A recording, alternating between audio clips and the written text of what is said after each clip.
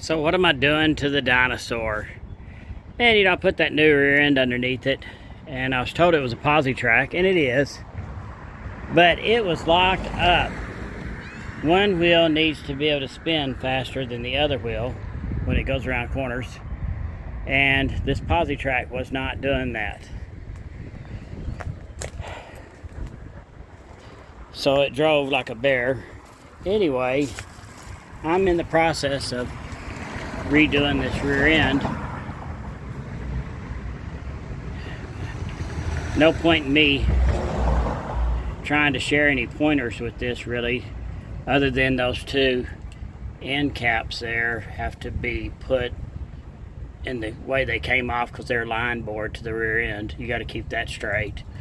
But anyway, I don't really know what I'm doing. But anyway, this is the posi track unit that came out of it, and it was locked up. I was thinking there might have been a spool in here, or somebody welded up the spider gears, but that's not the case. Something's catching in there.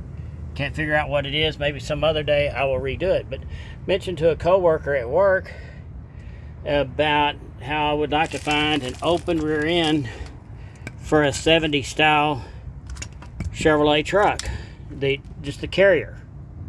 I don't need the whole rear end, I just need a carryout. And he goes, well, you know what? Just the other weekend, I put a posi track in a customer's rear end, and I've got the guts that came out of his with 373 gears that look better than my 308 gears. That 308 gear was a little bit too tall for this truck. I was having to rev it up really high so that it could go into the next gear without bogging down too much. So originally this truck had a 610 gear ratio with the big giant tires, which probably made it seem like about a 456 or a 411. That's why a 308 was too much of a bite. Well, we'll get to try a 373 for free. Anyway, he gave me this stuff, and I'm taking a stab at putting it in there. Now, I know a lot of this stuff has to be shimmed up right and everything, and use a dial indicator. I'll see what I can do to get it put in correctly. There's the crush sleeve off my 308 gears. I was told to put that on the 373 gears because it's kind of crushed to line up with this housing, but I'll do that. I'll put it together with the shims I've got and see what my backlash is and things like that, and put this together. With this half-ton rear end under it, I'm not going to drive this truck much. Eventually, I'll probably go ahead and put a dual axle rear end back underneath it. But first, I want to find out what the right gear ratio is, and this kind of gives me a free chance to try out different gears. I know 308 is too much, so I wouldn't want to buy anything like that. Anyway, I'm having a blast with this. I'm having a lot of fun with it. I had to put these long studs in this rear end so that it would fit these big old fat wheels. Well, the first stud I got ready to take out the lug nut off, the lug nut galled it on the stud, and then the stud started spinning around in the axle with the wheel on. I didn't want to run my wheels, so I drilled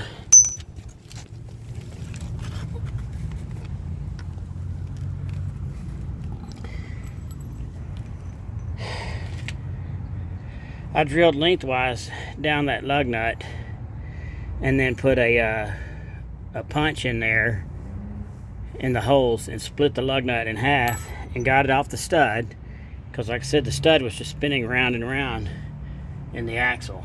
I've got another stud to put in there, but isn't that a drag?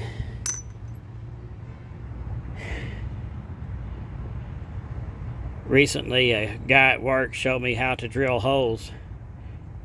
And the secret, here I am, 60 years old, or this is about a year ago, he told me, he says, do not get the drill bit too hot. Just drill a little bit at a time. And, this is kind of a hardened lug nut. And so I just,